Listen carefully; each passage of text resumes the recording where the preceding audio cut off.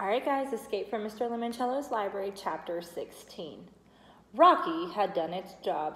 Kyle and everybody else locked inside the library was definitely awake. Even Charles Chiltington had come down to the rotunda reading room for Mr. Lemoncello's private suite.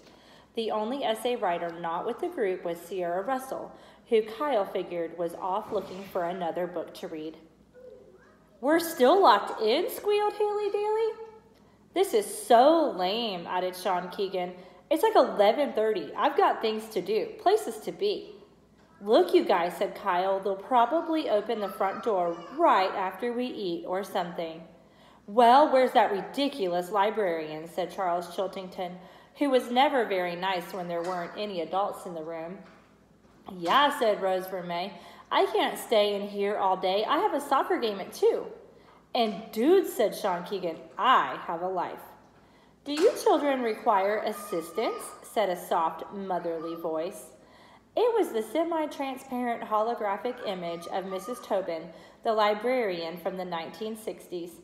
She was hovering a few inches off the ground in front of the center desk. "Yes," said Kayla Corson. "How do we get out of here?" The librarian blinked the way a second-hand calculator, the one that your oldest brother dropped on the floor a billion times, does when it's figuring out a square root. "I'm sorry," said the robotic librarian. "I have not been provided with the answer to that question." "Will we be doing brunch here this morning?" Chiltington asked politely.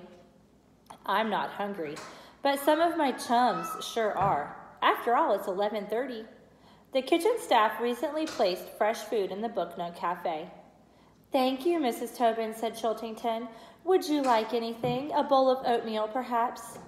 "No, thank you, Charles. I am a hologram. I do not eat food."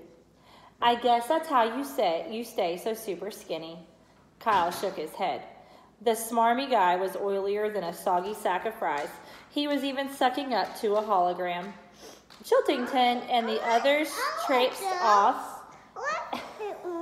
Sorry, my little guy came in. Hey, Mama's reading. Come here. Mommy. You can read with me. You want some chocolate? Yeah. Okay. Give me chocolate. Open it. Shh. Open it. Here. There you go. But Kyle and Akimi stayed with the holographic librarian. I have a question," said Kyle. "I'm listening. Is the library lock-in over? Are we supposed to go home now?" "Mr. Lemoncello will be addressing that issue shortly." "Okay, thanks, Mrs. Tobin." "You are welcome, Kyle." You're welcome. After the librarian faded to a flicker, Akimi said, "By the way, Kyle, before we leave, you need to check out that room I slept in last night." "The boardroom?" Good. "Yeah, they call it that because guess what? It's filled with board games." "All Lemoncellos?" "Nuh-uh. Stuff from other companies. Some of it goes way back to the 1890s, I think. It's Mr. Lemoncello's personal collection. It's like a museum up there." Mom, Kyle's eyes. One. Shh. Kyle's eyes went wide. "You hungry?" he asked. "Not really. We ate so much last night. You think we have time to check out this game museum? Follow me." The two friends bounded up a spiral staircase to the second floor where they found another set of steps to take them up to the third. When he entered the boardroom, Kyle was blown away. Wow! The walls were lined with bookcases filled with antique games, tin toys, and card games. "This is incredible." "I guess," said Akimi, "if you like games."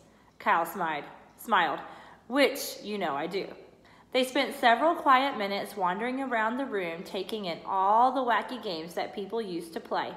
There was one display case featuring 8 games with amazingly illustrated box tops. A tiny spotlight illuminated each one. "Wonder what's so special about these games," said Kyle. "Maybe those were Mr. Lemoncello's favorites when he was a kid." Maybe, but the slogan etched into the glass confused Kyle. "Luigi Lemoncello, the first and last word in games." "But these aren't Lemoncello games," he mumbled.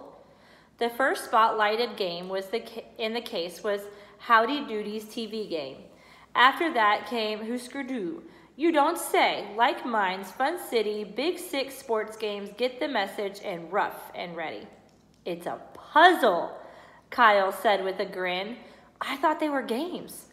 They are, but if you string together the first or last word of each game title, he tapped the glass in front of the first box on the bottom shelf. You get the message. Really? Said Akimi, sounding extremely skeptical. You're sure it's not just a bunch of junk somebody picked up for like 50 cents at a yard sale? Positive. Kyle pointed to each box top as he cracked the code. Howdy, do you like fun games? Get ready. Miguel Fernandez barged into the boardroom. Here you are. We need you guys in the Electronic Learning Center now. Why? Charles Chiltington wolfed down his breakfast and raced up here to finish the game he started last night so he could enter his name as the first high scorer. So? The game he's playing is all about medieval castles and dungeons. Last week. This time, Akimi said. So? He's escaping through the sewers. The game has smell-o-vision.